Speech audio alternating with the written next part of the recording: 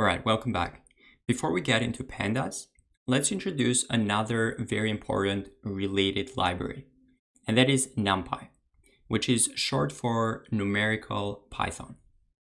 Now, what is this, and why do we care about it? NumPy is one of the most important scientific computing libraries in Python, and it's important for us to understand some NumPy because behind the scenes, Pandas relies on NumPy for its own data structures. So let's take a moment to explore NumPy. We'll head back to our notebook and begin by importing it.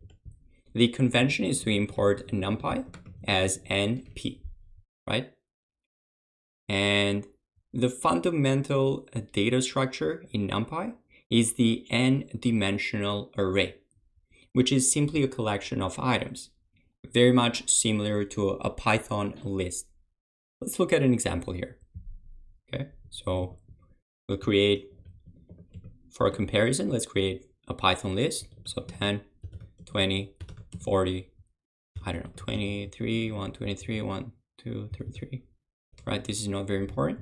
But at the end of the day, this is just a Python list, right? To convert this list to a NumPy array, we simply use the array constructor. So we can build a very similar list. Let's call it B of NumPy from NumPy. And we say np.array, and then we pass in a sequence of numbers. I'll go in and copy these exact same numbers here. Very nice. So if we check the type now, this is a NumPy ND array. And if we output both lists, so the Python list as well as the NumPy array, we see that they're very similar. So what exactly did we achieve here? What do we achieve by doing this? Why not work with Python lists instead? After all, both representations look very similar. First, applying operations on or transformations to NumPy arrays is much quicker. So that is the first big benefit. For instance, let's say that we were tasked, we had a question from our boss, and he wanted to, multiply all the numbers by, let's 10. Okay? So for something as basic as this, with a Python list, obviously we have several options, but one of the more basic approaches is to simply rely on a basic iteration. So we start by creating an empty list, and then we say for I in a py, which is this Python list that we created here, append to the empty array that we created the number times 10, right? So that should do it. And then if we take a look at the array, we see that it contains all the exact items, but now multiplied by 10. If you prefer a more functional approach, we could use a map with lambda. So map lambda I times 10, say a py. And then we can convert this to a list to see its content. And sure enough, we get exactly the same answer. A third approach, perhaps the most Pythonic way to do this, would be to use a list comprehension. So we say I times 10 for I in a py. And obviously this gives us the same exact response. So there's many ways to do this in Python. By the way, you don't need to know all of this to be really successful in this bootcamp. But if you're unsure, if you want to explore more of this, please do check Appendix A, where we talk about Python fundamentals. All right. Now, this operation of multiplying all the numbers by 10, we saw many ways to do it in Python. In NumPy, it is as simple as saying NumPy array times 10. That's it. That's all we need. That's amazing. In addition, NumPy not only makes it extremely easy for us to apply transformations to our arrays, but it also offers a wide range of functions that are otherwise unavailable in pure Python. These are known as universal functions. or ufuncs.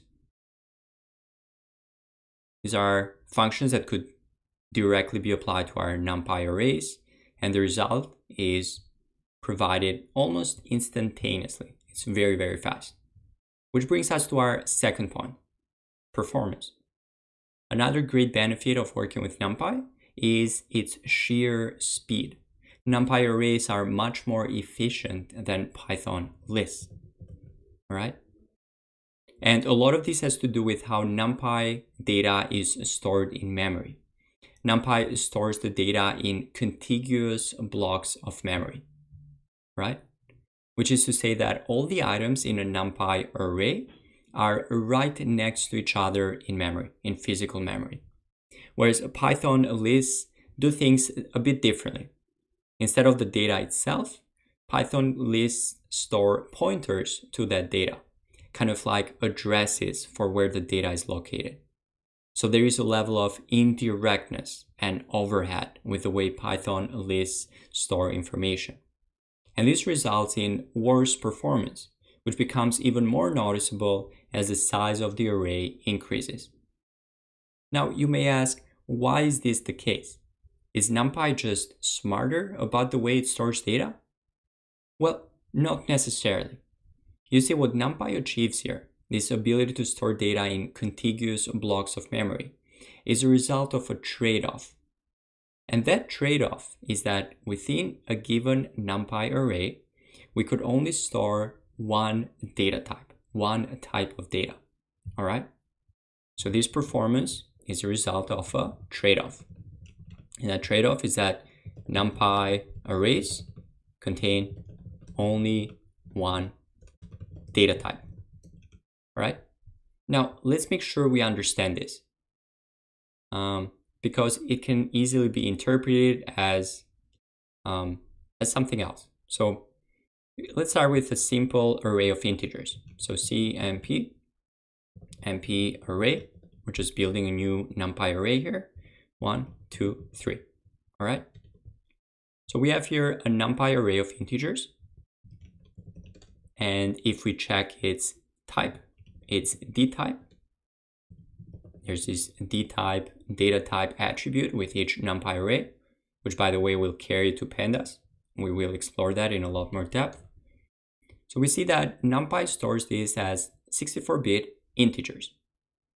So each of these numbers is stored as 64-bit ints in a contiguous block of memory. So they're all right next to each other. Now, what happens if we go in and change one of these numbers to a floating point value, right? So we say 1, 2.0, and then 3, right? So we have two integers and one floating point, right? Let's execute the cell, and let's execute that as well. Notice the difference here. It looks like they're all floats now. And we can confirm that by looking at dtype for that array. So NumPy realizes that it's now dealing with a floating point number as well as two integers. But those are different data types, right? Those are two different data types. So they cannot be stored together in memory, right? So what NumPy does here is it decides to store each item, as in all three numbers, including the integers. NumPy decides to store them as floating point numbers, as float 64. This is known as implicit upcasting, all right? It's upcasting because we're going from int to float, and therefore we're increasing the precision. And it's implicit because NumPy is doing this automatically for us. All right. So we see here how NumPy has to work within the confines, within the limits of this restriction that it imposes, that all items should be of the same data type so that they're stored together in memory. Okay? And this restriction to one data type allows NumPy to make very rapid computations. So one of the main reasons for its performance has to do with the way the data is stored. Another reason is vectorization, which we will explore in a lot more depth in a future lecture. All right. By the way, with Python lists, we don't have this restriction. We could create a list and store anything we want. So an integer, a float, another integer, a string, and then maybe a Python dictionary. So bootcamp, pandas, right? There is nothing wrong or special going on here, because remember, Python lists simply store pointers or references to each of these objects in memory, right? Remember, we're not storing the actual data, we're storing simply the pointers to that data in memory, kind of like the addresses. All right, fair enough. So we've seen NumPy. This introduction to NumPy has been far from comprehensive. Ultimately, this is a pandas bootcamp, but I wanted us to get familiar with some of the key concepts in NumPy because the two libraries really go hand in hand. As we move on in our data science and analysis journey, we'll find ourselves using a lot of these fundamental NumPy concepts. In this pandas bootcamp, we'll use NumPy from time to time to create, transform, and otherwise manipulate tabular data. We'll also occasionally use NumPy universal functions, as well as other functionality that we will introduce and cover in detail as and when we need it. All right, with these introductions out of the way, I think we're more than ready to begin our pandas journey. I'll see you in the very next lecture.